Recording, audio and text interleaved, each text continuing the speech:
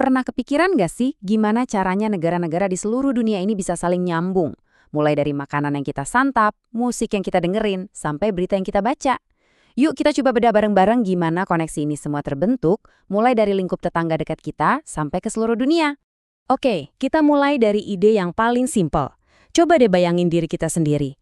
Kita ini kan butuh teman, butuh keluarga, butuh komunitas buat bisa maju, ya kan? Nah, ternyata konsep ini berlaku juga loh buat negara.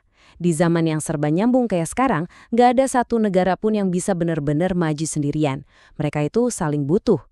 Nah, karena saling butuh itulah, lahirlah yang namanya kerjasama antar negara. Ini tuh fondasi dari semua hubungan global yang kita lihat sekarang. Gampangnya gini, beberapa negara kumpul, punya tujuan yang sama, terus kerja bareng buat mencapai tujuan itu. Tentu aja tujuannya biar sama-sama untung. Dan buat lihat contoh nyatanya, kita nggak perlu jauh-jauh kok. Cukup tengok aja halaman belakang kita sendiri, yaitu Asia Tenggara. Disinilah ada contoh kerjasama yang keren banget, namanya ASEAN. Yuk kita gali lebih dalam lagi soal ini. ASEAN ini nggak tiba-tiba ada loh. Perjalanannya itu dimulai tahun 1967 di Bangkok. Awalnya cuma ada 5 negara pendiri. Tapi seiring waktu, negara-negara tetangga lain lihat, wah kayaknya seru nih, banyak untungnya. Akhirnya mereka ikut gabung satu persatu, sampai sekarang jadi keluarga besar dengan 10 anggota. Terus tujuannya apa sih ASEAN ini dibentuk? Intinya ada 3.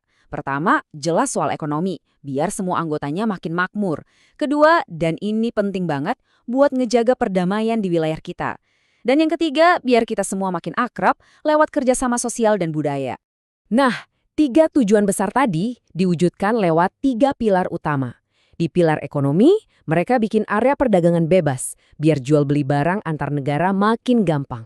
Terus di pilar sosial budaya, ada tuh pertukaran pelajar atau festival-festival bareng. Sementara di pilar keamanan, mereka kerjasama biar kawasan kita ini tetap aman dan damai. Oke, ASEAN ini kan contoh keren di skala regional, skala tetangga. Sekarang coba deh kita zoom out, kita perluas cara pandang kita. Gimana jadinya kalau konsep kerjasama ini terjadi bukan cuma di Asia Tenggara, tapi melibatkan hampir semua negara di seluruh planet ini?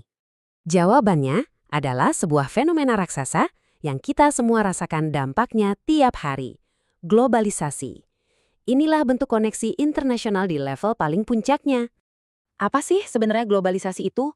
Gampangnya, globalisasi itu adalah proses yang bikin dunia ini rasanya jadi makin kecil atau menyusut. Jarak antar negara jadi nggak begitu berasa lagi, dan kita semua jadi saling terhubung dan saling bergantung. Terus, kok bisa sih dunia jadi kayak gini? Ada beberapa pendorong utamanya. Pertama, teknologi yang meledak, terutama internet. Kedua, transportasi yang makin cepat dan murah. Ketiga, makin banyak negara yang mau terbuka buat kerjasama. Dan terakhir, ya tentu aja, perdagangan antar negara yang makin gila-gilaan. Oke, konsep globalisasi ini mungkin kedengarannya besar dan agak abstrak ya. Tapi faktanya, dampaknya itu langsung dan nyata banget loh di kehidupan kita sehari-hari. Yuk kita lihat lebih dekat. Globalisasi ini tuh ibarat koin, selalu ada 2 sisi. Di satu sisi asyik banget, kita bisa nyumbain makanan dari mana aja, dengerin musik K-pop, pakai teknologi paling canggih. Tapi di sisi lain ada tantangannya, budaya asli kita bisa aja terkikis, identitas bangsa kita bisa goyah karena diserbu pengaruh dari luar. Nah ini dia intinya, di tengah badai globalisasi ini, kuncinya itu bukan menolak semua mentah-mentah. Tapi kita harus punya kemampuan buat menyaring. Kita harus cerdas milih mana nih pengaruh luar yang bagus dan positif buat kita ambil dan mana yang nggak cocok sama nilai-nilai kita. Setelah kita ngomongin ASEAN, globalisasi sama dampaknya yang rumit, pertanyaannya jadi gimana cara kita memahami ini semua biar nggak pusing? Ternyata ada satu kunci berpikir yang bisa bantu kita ngertiin bukan cuma topik ini, tapi hampir semua hal rumit di dunia. Ini semacam superpower berpikir. Dan inilah kuncinya, yaitu kemampuan buat memahami hubungan sebab dan akibat. Jadi ini bukan soal hafal-hafalan fakta ya, tapi soal benar-benar ngerti gimana satu hal bisa menyebabkan hal lain terjadi. Kita ambil contoh yang gampang banget ya. Ini sebabnya, ada hutan yang ditebang secara liar, nggak pakai aturan. Dan ini akibatnya, terjadilah bencana banjir dan tanah longsor. Jelas banget kan hubungannya? Aksi yang satu memicu reaksi yang lain. Contoh lain dari sisi sosial.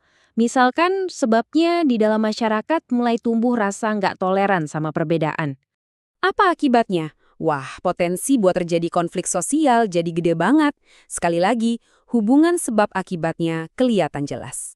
Lantas, kenapa cara mikir sebab akibat ini penting banget? Soalnya, dengan cara ini kita nggak cuma lihat masalah di permukaannya aja, tapi bisa gali sampai ke akarnya.